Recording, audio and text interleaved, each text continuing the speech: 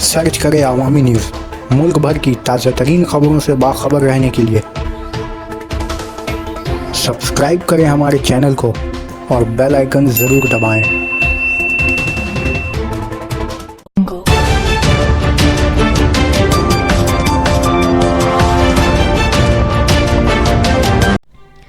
फुल्हार नदी की तुग़यानी से मुकामी लोग खौफज़दा।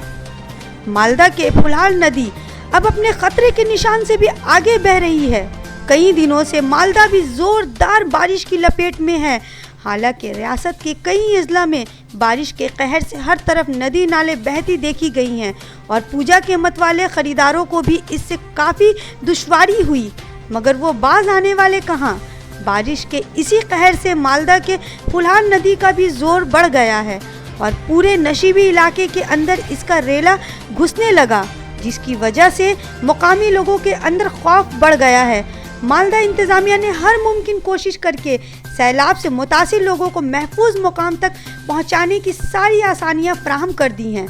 मालदा के कई ब्लॉक अभी तक पूरी तरह पानी में डूबे हुए हैं।